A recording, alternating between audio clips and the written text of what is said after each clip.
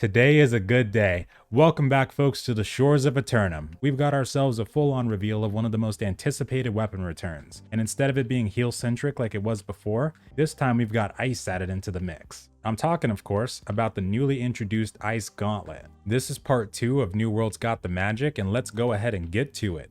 So starting off, the details begin to show even before the gameplay footage begins. As soon as the ice breaks and the gauntlet rotates around, let's pause right here. Now we've seen multiple different symbols to represent a very key faction on the island known as the Ancients. We've seen this symbol specifically to represent the entrance to the Ancient expeditions so far, and this one for indicating the outpost rush. But we've also seen depictions of triangles and spheres. Now normally the spheres are inside the triangle, but the fact that both of these shapes show up on the design like that makes me think. These also appear to be on the old version of the gauntlet, but from a lore standpoint, I think they're trying to tell us that the Ancients created these, and not only did we find them, there could potentially be more, which realistically is just very likely anyway, because now that we know the gauntlets are coming back, along with the magic staffs, they're probably going to be adding a lot more of these too. But in terms of the attributes, I was unable to get any information on this, but if I had to assume, I really want to say it's focus-based as a primary and possibly intelligence-based as a secondary, but there's still that slight possibility that it could be the other way around because it's an offensive weapon. And I don't know if they want the focus stat to be primarily support-based, but either way, we know that the life staff will need a good secondary, and we'll need more staffs in general, so hopefully they've got a plan for that. But we'll find out no matter what in the upcoming April update.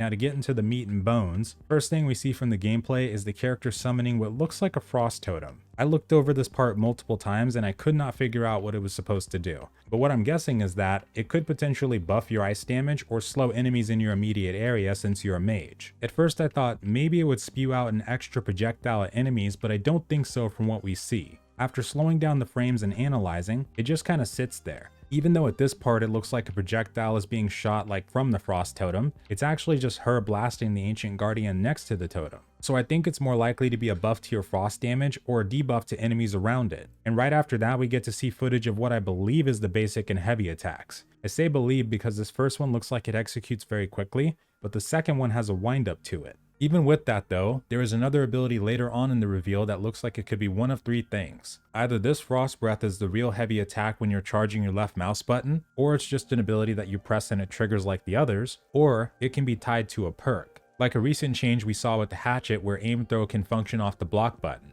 So this situation can be where the first two attacks are the basic and heavy, since they have similar attack animations to the staff, and then this Frost Breath is either a skill of its own, or tied to a passive that you can substitute for blocking.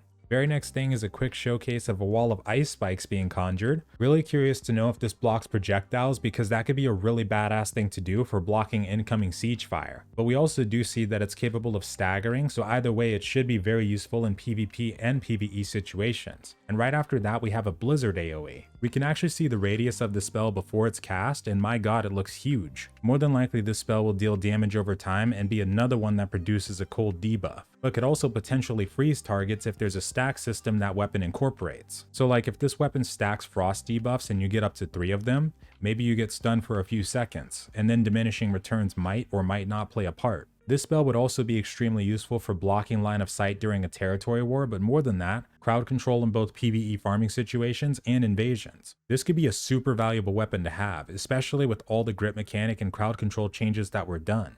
And lastly, we've got ourselves the Frost Breath. More than likely this will be another skill that does damage over time along with slowing the enemy down, and this should be really useful in close quarter combat, especially versus melee characters. And this weapon overall is probably going to counter the crap out of us to some degree. And as someone who does melee the majority of the time, I'm kind of intimidated by it. And I'm really excited to see their next magical weapons in the future, both on the staff side and the gauntlets, along with other potential choices like totems we could use, or like wand weapons or even chakrams. And just like we talked about over a year ago, I think it's safe for us to expect many more schools of magic in the future. This is only the beginning. Thank you so much for watching this far, and have a wonderful night or day.